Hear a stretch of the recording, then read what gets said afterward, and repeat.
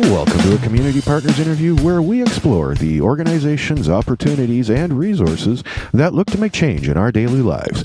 I'm your host, Sean Pickard, and you're listening to Voices for Ability Radio, all abilities, all the time.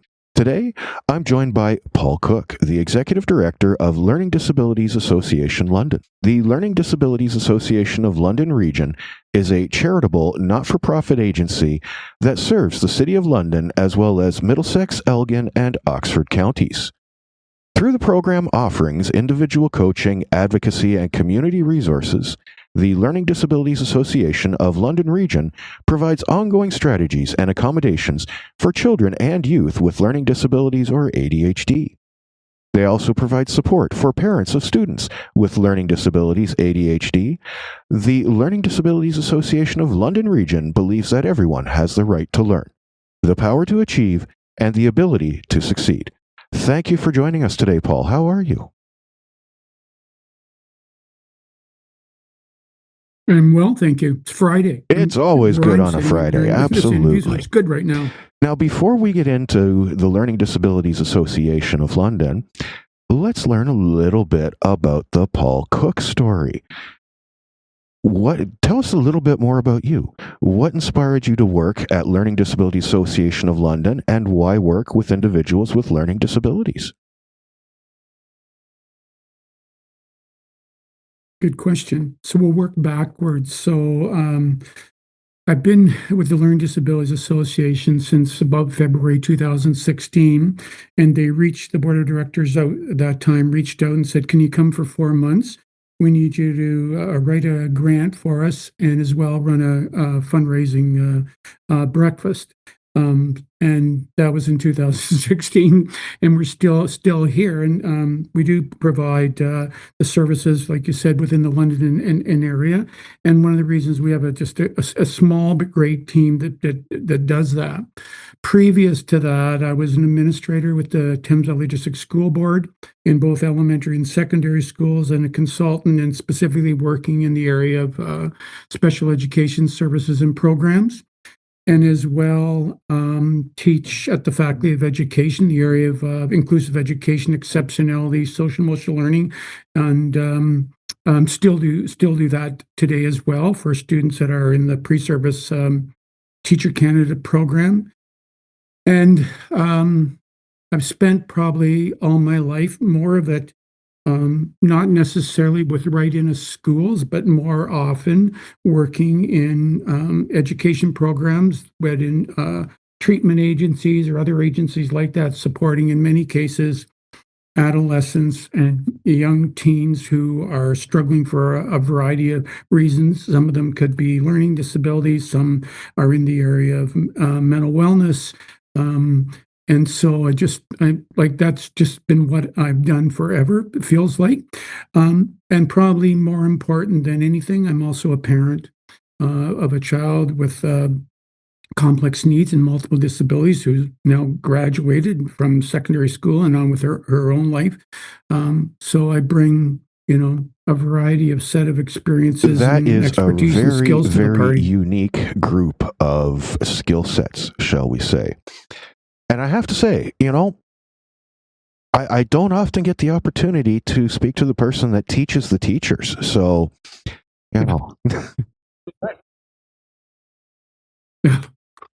Okay, this is your time. Oh, no. That's just, too much open territory there. You know what I mean? Just kidding. Okay. But okay. Yeah, we should carry on here. Now, I was doing a little bit of research into the Learning Disabilities Association of London Region. And what I came across is that you have a number of programs that are on offer. Can you tell me about some of the different programs that are happening at the Learning Disabilities Association of London Region? Sure. So for the most part, we begin to see children on grade 3 and up that have a learning disability. In other words, they have average or above average cognitive ability based on the psychoeducational assessments that are done either by psychologists or developmental pediatricians and so on. And from those disabilities often create disorders in the area of reading, writing, and math for the beginning. We'll start with that. And so then we sort of provide those kind of services, because schools alone and home alone is not going to provide everything that a child needs, and research that talks about supportive education, which is really what we do. So from September till June, mirroring the academic year, we provide academic tutoring that's basically designed around the specific needs of that child, whatever age or grade they're at, whatever their particular needs are, again, in the area of reading, writing, math, or the impact that it has on all their academic programs. And the programs are usually, they're delivered fall, winter, and spring. So they're like a 10-week programs. They're 90-minute sessions, one-on-one with a tutor. Our tutors are Western University in London graduate or undergraduate students that we provide training for in the area of learning disabilities, ADHD. In the reading program, it's way more in-depth reading, because teaching reading is a whole different other ball game. It takes a specific set of skills and understanding how reading develops. It's over time, and the information that children will need to get better at reading, or not only learning to read, but reading to learn as well. And then in addition to those, we provide programs and things like essay writing for kids that are in grade 7 and into secondary school, as well as oftentimes we see children and youth based on their assessments that sort of lack or aren't able to execute, for better choice of words, executive functioning skills, those skills that make you productive in whatever, whether it's school or life or business or work, but whatever as well. So we offer those year-round too. And then we offer summer camps in the areas. There's different themes. Some are STEM camps and about science. Some are assistive technology. Most children, if not all children, who have a diagnosis of learning disabilities, in particular ADHD. We include the ADHD because ADHD is like a processing disorder. It's an executive functioning and attention disorder. So the issues that we see in children are similar to what you might get with a diagnosis of learning disability. So summer camp, assistive technology. Most children come with their own technology as a result of the diagnosis they're going to get and the recommendations. So we run summer camp in there. We also run one in what's called Stepping Stones to High School, helping grade 8 students make the transition to secondary school, which is often a struggle. And we offer a similar program during the year of Pathways to Post-Secondary School, helping with the transition to post-secondary opportunities, whatever their university, college, apprenticeship, workforce, whatever that might be like. However, we are seeing and have seen over time the link of research in between learning disabilities and issues that would surround social and emotional issues, and some are around the mental wellness diagnoses like anxiety and depression. And probably over the last 4 or 5 years, we've seen an increase in that. And we can go back and say COVID was a result of that. Just that social connectedness sort of got removed during the time that we went through COVID. So we're seeing more children with complex in those particular social emotional needs. So for the past probably 3 or 4 years, we've worked at, together with community partners, embedding social emotional skills into every program we offer. That would be around sort of issues like self-awareness, self-organization, social awareness, relationship building, goal setting, decision-making process, like that. And then we began to do research with a group out of Western University with Dr. Karen Bax and Making Mindfulness team to become more specific in the area of the connection between mindfulness and success in the programs we operate. So we began to do teaching about the brain and how focusing on skills in the area of mindfulness, being in the moment, being able to move sort of everything aside because it's causing frustration or stress to a student, and they can focus on what's important in school. So Now we train our tutors in that area as well. And every session and every program we have, right through to summer camps, has a piece of that Oh, there is a embedded in them lot as of well. great I'll information stop there. going on there, Paul. And there are a couple that really caught my attention: the social awareness and the executive function resources that you have available there. Can we talk about any of the resources you have for those?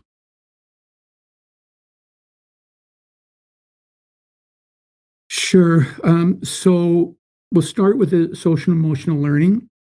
When we first began to examine that particular area, and it also helped at the same time as teaching that course here at the university. Um, um, and It was sort of built around what's called Castle's core competency. I mean, it's a company in there, an organization in the States was examining sort of social emotional learning as well. And there were organizations, one's called Aperture. They develop resources and tools and assessments around social emotional learning. So we use a lot of their ideas and resources. We have a license to use sort of a screening and tools from Aperture into our program, as well as sort of our own investigation of what we can do. So we built working with university students or hiring summer students that would begin to sort of build toolboxes that we could provide our tutors as well as our own team with some skills and development and strategies and ideas that they can share and use with the students that they're working with, whether they're at tutoring programs or summer camps. So, and we constantly do that. Like, for example, the past summer, we're fortunate that we have a really good partnership with the Faculty of Education at Western, and one of the components here at the university is what's called alternate field experiences, where the students who are in teaching candidates get an opportunity to work with either in schools or organizations that are supporting children and families within the community to see what's that like and get a different set of experiences. So I had one of our students in the summer update our toolbox to sort of current knowledge and research and inventory. So we're fortunate to be able to have that really promote that kind of partnership, especially with the university or other community agencies that we work within the within London and area as well, whether it's research or just good partnerships. So we've been able to do that with social emotional learning. And now we're doing the same particular with our own interest in executive functioning skills too, because what we're finding, interestingly enough, I have an intern, and one of the things we looked at over the last winter and spring was the connection between executive functioning, reading skills in particular, but it could be any academic skills, and mental health disorders and mental wellness. And the interesting, I mean, probably might not be surprising, but it was interesting the connection between the strong connection between all three, and the importance of just you just can't focus on one particular issue. Like, we're going to improve reading, but at the same time, children who come to us with particular reading disorders have already begun to struggle since they were young. We're seeing more children ages 6 to 8 who are beginning to already struggle with sort of language development and reading development. So sometimes by the time we see them when they're 8 years old in grade 3 and up, they've already become frustrated with what's going on. So you just can't, at the same time that you're helping them develop decoding skills and fluency skills and comprehension skills and reading, you also need to deal with the ongoing frustrations and struggles that they've had. So interlinking your reading or the work we're doing with in academic tutoring, whatever it might be, we've begun to over time, and this is again working with partnerships in the community. Our real focus is a 360-degree look at children. You just can't say, okay, we're only going to do this part by itself. It doesn't work that way.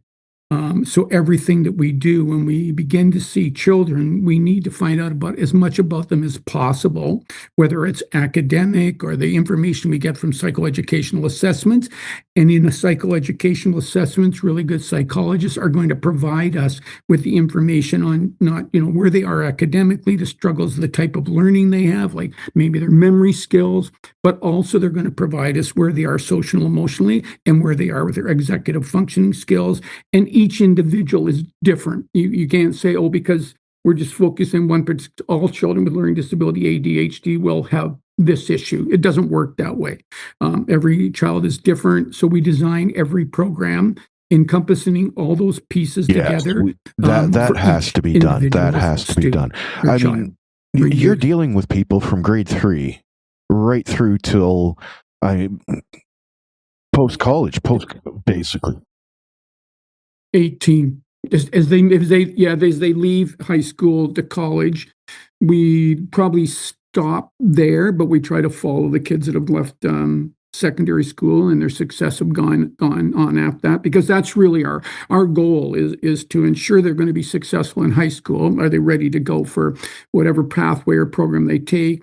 And our goal is to ensure that they graduate from high school and then have a choice, to where they want to follow, whether it's university, college, apprenticeship programs, the workforce. I think it comes down to that our children and youth that we see, it's not just about, oh, I'm going to have a job. I'm going to have a career dream of what I would like to see in my future. It's more than, and I'm going to be a member of a community and a successful one at that. That is really good to hear. Really good to hear. But let's talk about restrictions for a second, Paul. I mean, that is a vast number of people to work with, right? Grade 3 through to the age of 18. So are there any restrictions? I mean, that's a lot of people to deal with. Is there, a group for family members only? Do you do stuff by age? How do you kind of keep everything together? And is there anything that says, nope, sorry, you can't come there? Yeah, that's a really good question. Well, one, let's talk about the family piece first, because we live here, and we'll get to the restriction piece in a second, but our focus here is what's called a trifecta approach. In other words, we work with our community agencies, we work with families, and we work with school boards in the best interest of each of the children that we see. So it is a bit of a cupful, but without doing it that way, we're not going to be successful. We won't see success in children either. The restrictions, in somewhat, the referrals that we get at our agency come from word of mouth from families, or our website, or social media. However, most of them come through a referral from either the psychologists that see the clientele, and our school boards as well. We know that there's children and families out there that we're missing. So one of the key ingredients for us is working on community engagement and making sure that we're getting people that we may not see or may not be aware of what we're doing, or are concerned about that there are some families who've been on their own struggle in school. We don't see their children because of socioeconomic reasons or whatever. So that's an area that we constantly want to be cognizant about and go after. I mean, we're also a not-for-profit agency, so your foot is constantly on the pedal of fundraising and ensuring that we can, number one, do what we're doing, but at the same time, we need to be ensured that because we're seeing more and more people, we're pushing our staff probably to the limit right now over the number of people that we can see and that we can actually deliver programs for. So the only way to sort of up that would be increase funding, and most of the funding comes through grants, whether they be locally, provincially, or nationally. And that's a piece that is it's ongoing on a regular basis. Does that Yeah. sort of answer the issues about sort of what might be getting in the way or struggles in any way? Oh, absolutely, it does. And funding is a huge thing for, well, for every organization, right? Especially in today with what we've got going on in the economy. But the thing that really caught me is, you've got your staff working really hard, but you still feel like you're missing a few families. That is what really sticks out to me.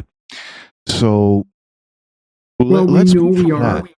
Yeah, Yeah, we know we are I, because sorry, because that's we'll okay. we'll we'll hear, the phone will ring or we'll get an email, and in one way or another, we have multiple ways of sort of people to contact us, but you go, I wish I had heard of you sooner.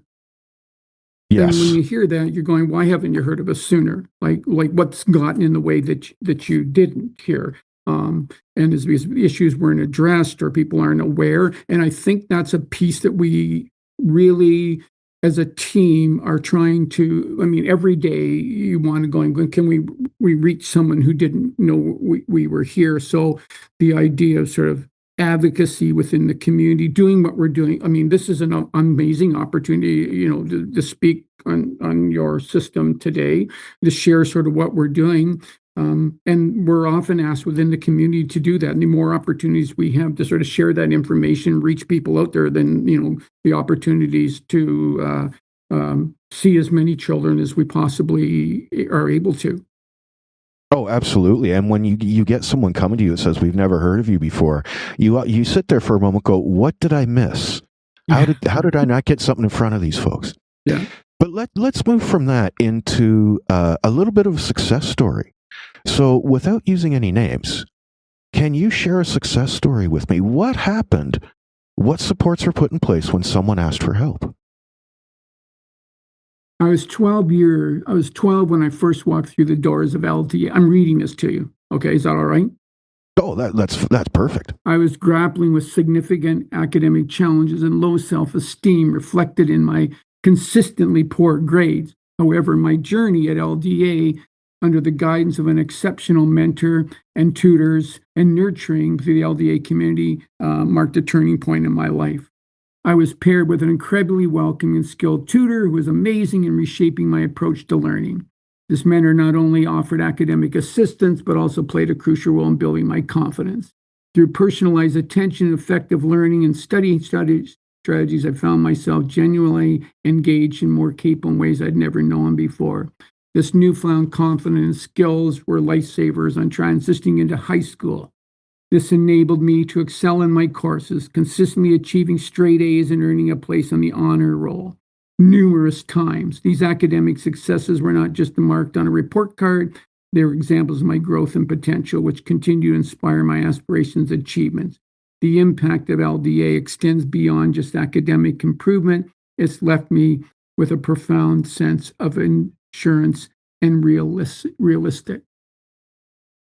But then it's kind of interesting. That's a child, or that went through our system for a while. But one of the other pieces that's kind of interesting, because we have these tutors from Western who are, like I said, are graduate, undergraduate students, and this is one of them.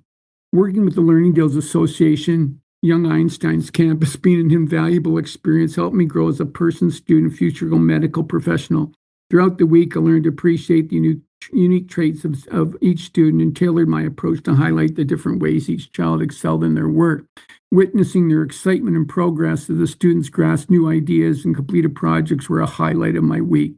The youthful joy and enthusiasm of the students were incredibly contagious, fueling my energy to bond with them and actively participate in each activity. This experience showed me how much I enjoy working with children and opened my eyes to future career paths involving them.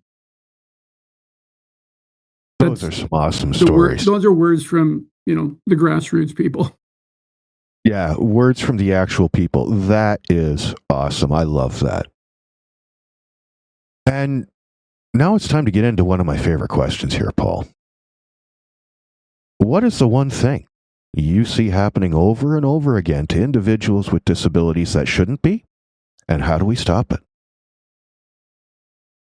That's a great question, and probably I live with that every day with whether it's personally or professionally or whatever.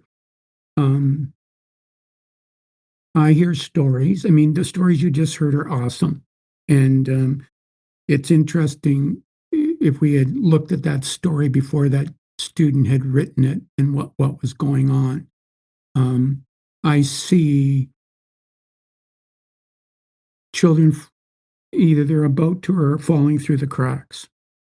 And at some point in time, they begin to see themselves as not as a learner anymore. And often that occurs as young as 9, 10 years old. And even though they're going to show up every day and hope for the school system, they don't see themselves as a learner. And it worries me that our approach sometimes, well, we're getting to most people. And most people is not a really good answer because there's a child out there who's either falling through the cracks in elementary or secondary school and not seeing whether they're valued as a learner. And it worries me that we're going to miss one person. And it's often people with disabilities, especially those that are invisible when it's not noticeable. I mean, my daughter, um, has a physical communication disability, so she's in a wheelchair and uses augmentative communication to speak, and did well in school for most of the time. But there were times too that we worried with whether people are often saying, I hear this all the time. Well, if so and so should, if they would only do this, and they should do this, and should do this, and I try to tell them if they could, they would, but they can't and getting understand people that children do well if they can, no matter whether it's a disability or not, is a big issue. And oftentimes we see children who are have exceptionalities or disabilities one way or another. People still look and talk about, well, if they only would maybe work harder, if they would do this or would do that. And I tell people, like, if they could, they would, but they can't. So that's when we need to step in and help them. And whether it's family, community, schools, that's what's going to take. And I think you guys are well aware more of this than anybody. It's attitude, and I talk about this all the time. It's going to come down to attitude. And so we, you know, across the broad spectrum of school and education and community, it's an attitude of inclusiveness. It's an attitude of that, people are going to get what they need in our society. And we as a society progressively aren't doing as good a job as we are capable of doing. And it worries me that we're going to miss a child someday. And attitude, you're right. We are missing them. Yes. And attitude does play a large part in that. You're right. Now we're really running out of time here, Paul. We've only got a few minutes left here. We are running out.